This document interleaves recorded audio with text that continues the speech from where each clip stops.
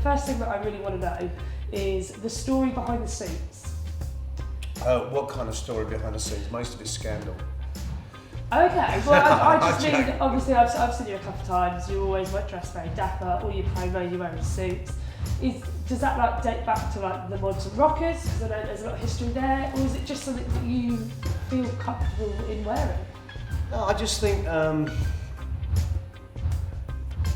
just think it's sort of, it obviously is a throwback to sort of kind of the mod scarf thing, which I always was sort of growing up. When the specials and that first came out, you know, I used to be very much in my two-tone suits and things like that. And then kind of as the bands progressed, it was just one of those things, you know, it's just like, you know, we just used to, originally, I mean, I used to have my hair bleached, waffles sort of look in it, do you know what I mean? It was like kind of, just things just change and you just keep moving on, do you know what I mean? But I mean, it's just one of those things, that's kind of where we are at the moment. Change. Sweet. Cool. Okay, so where's the oddest place that you've ever played? Is there a specific venue or festival that was just so surreal that kind of sticks out for you? I played in, I played up mountains and that's kind of incredible. I played up a mountain in Malaysia and I mean it was actually the whole place was just covered in cloud and it's just, you know, it's places like that, like, you know, snow bombing where you're actually on top of the world. Do you know what I mean? And it really does feel like you're on top of the world. Do you know what I mean? You know, you see other mountains and you're just looking down. That's always quite incredible. I don't know. God, I play some really strange places. I can't think of them most of the time because I can never remember the night before. No, that's cool. Okay, so do you have a guilty music pleasure?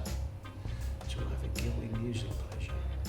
I think everybody has a guilty Everyone music does, I pleasure. know. You know, I could be singing, bopping along to a bit of ABBA. I think, you know, Ernie the fastest milk cart in the West, do you know what I mean? Yeah. Benny Hill. I think everybody has a little bit of that in them. I think, you have your music which you take really seriously, and then with your fun sing-along stuff. Like. Yeah, it's only natural, isn't it? Yeah.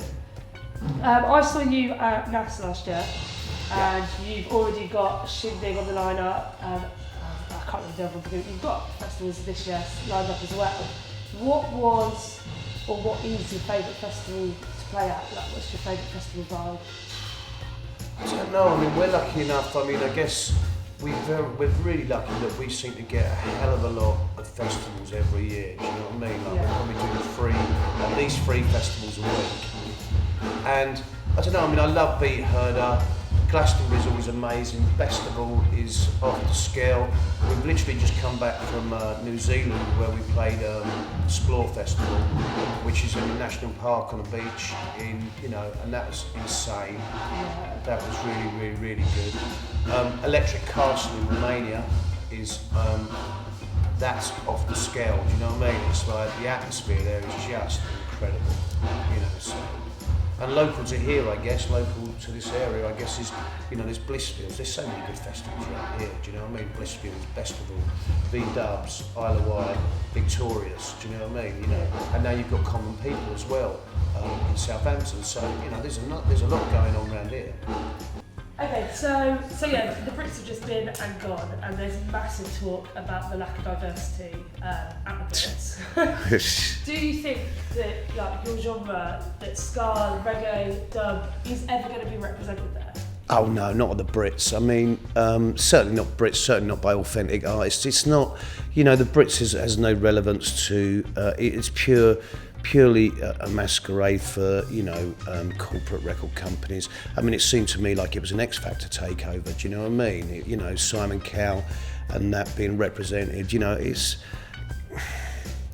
it's a corporate jolly up and a chance to sell more records. It's a chance for national television for those kind of bands. It's not, and they're not in the real world, do you know what I mean? It's not in the real world of music, do you know what I mean? It really isn't, so no, I can't see the Dub Pistols being on a Brit Award anytime soon. I mean, I think one of the biggest electronic acts certainly in the UK, who've sold as many records as like the Beatles and, you know, God knows who, like the Chemical Brothers. I don't think they've ever won a Brit Award, and they, you know, they've won Grammys and everything. You know, it's the Brits isn't represented like that. It's an absolute farce. So obviously you've just started your tour. Is there anything that you're most excited about for this tour? Anything that you're most excited about going to? I love coming to Portsmouth. The Wedgwood Rooms is always good. I mean, we're constantly on tour, if I'm really honest with you, whether it's the UK, Europe, festivals, or somewhere else in the world. So it's kind of like, I mean, I'm just waiting for the sun to break and, you know, the festivals and to open up. I love playing in clubs, and it's a fantastic way to spend the winter, but nothing can beat, you know, rolling around in a field. I think I'm counting days down as well. Yeah. It can't come quick enough. So you've collaborated with some real legends in the past. Is there anyone or any couple of people that stick out and being the most fun to work with? There's been, you know, some of the people we work with have been amazing, and obviously you've worked with people who have been quite tricky. Working with Terry Hall, who's, you know, particularly a god of mine, that was amazing. You know, obviously working with Busta Rhymes on the Blade 2 soundtrack, that was pretty cool. We went to Mexico and we did the soundtrack for E2 Mama Tambien with a band called Molotov, who at the time were the biggest selling South American artists. And we spent a month out there doing like peyote and God knows what, masculine in the studio, and that was pretty insane. And on the new record, you know, we've got Cutty Ranks and Beanie Man and Navigator and Ragga Twins and Too Many Teas, and it just goes on, do you know what I mean? So it's pretty cool. I mean, I still want to work with Ian Brown, do you know what I mean? Just because, again, he's you know, someone that I've got so much respect for as a songwriter. We almost happened once, but it didn't ever came off, so we're still waiting for you, Ian. Hopefully I'll be watching. I'm Yeah, sure he will. yeah, absolutely. So yeah, with the new album, is it finished?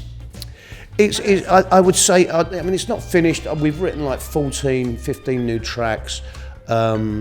We've got some mixing to do and some overdubs and things like that, do you know what I mean? So it's just a case of getting time now, because we really have been that crazy, and our schedule is that insane. Tell us what we can expect as well from the album.